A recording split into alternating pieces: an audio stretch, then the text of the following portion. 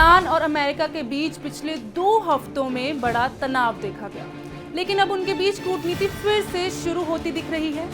अमेरिकी राष्ट्रपति Donald Trump ने ईरान को बड़ा ऑफर दिया है। दरअसल अमेरिका ने करीब 30 अरब डॉलर की मदद की पेशकश की है, जिससे वह सिविल न्यूक्लियर एनर्जी के लिए प्रोग्राम बना सके। लेकिन अब सवाल ये है कि जिस ईरान पर कुछ दिन पहले अमेरिका बम बरसा रहा था, अचानक उस पर इतना मेहरबान क्यों हो गया?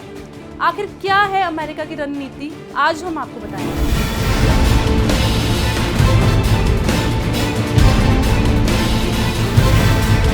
नमस्कार, मैं हूं दृष्टि गुप्ता। न्यूज़ 18 पंजाब हरियाणा में आपका स्वागत है। ईरान और इजराइल के बीच बेशक सीज फायर हो चुका है, मगर दोनों देशों के बीच जुबानी जंग अभी भी जारी है। इस बीच अमेरिका ने ईरान को बड़ा ऑफर दिया है।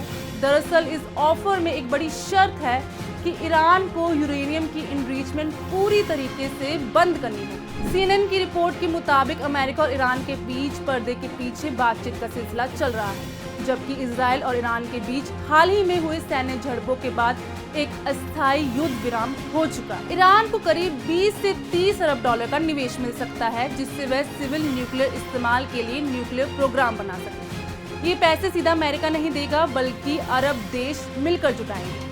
ईरान को विदेशों में से फंसे 6 अरब डॉलर तक की अपनी राशि इस्तेमाल करने की छूट दी जा सकती है।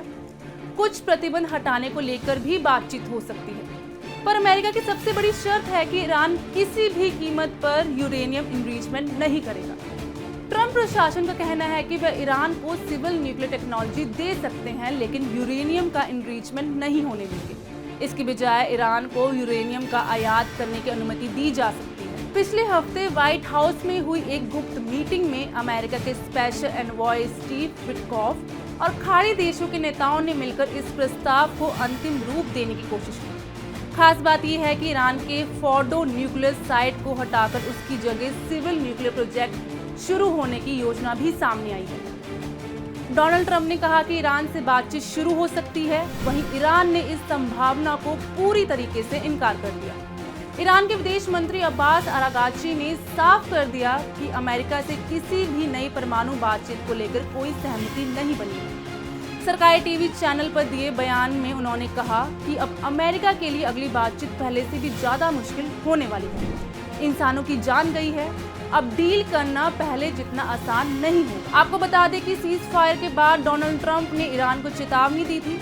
ट्रंप ने कहा था कि अगर ईरान ने यूरेनियम एनरिचमेंट जारी रखा तो वे दोबारा बम गिराने से पीछे नहीं हटेंगे।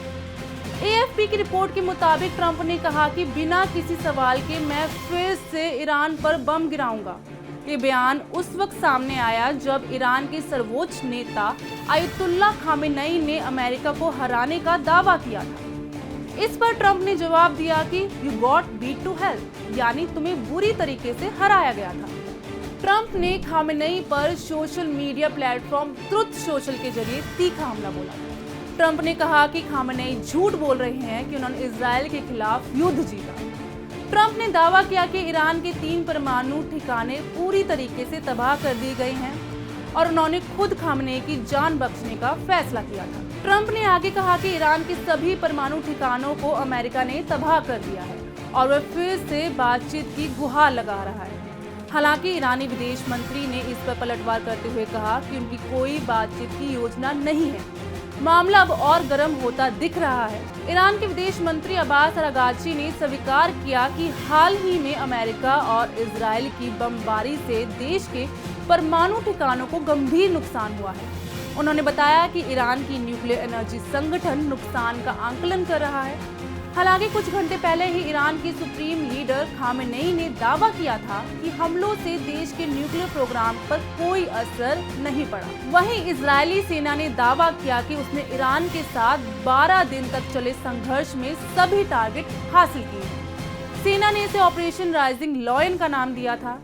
सेना ने इस ऑपरेशन को साहसी, सटीक और सफल बताया है। आधिकारिक बयान में कहा गया कि 12 दिनों के भीतर हमने लक्ष्य को पूरा किया और ईरान के अंदर गहराई तक हमला किया।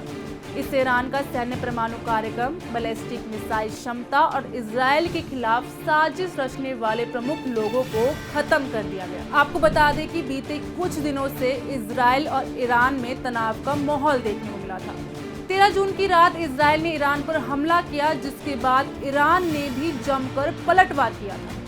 22 जून को अमेरिका भी इस युद्ध पर कूद पड़ा और ईरान के परमाणु ठिकानों पर खूब बमबारी। 12 दिनों के संघर्ष के बाद ईरान और इजराइल ने सीज फायर पर सहमति दर्ज की। डोनाल्ड ट्रंप ने ऐलान किया था कि इजराइल और ईरान सीज फायर यानी युद्ध विराम के समझौते पर पहुंच गए हैं। ट्रंप ने सोशल मीडिया पोस्ट कर कहा, इजराइल और ईरान के बीच अब पूरी तरीके से युद्ध विराम की सहमति बन गई है।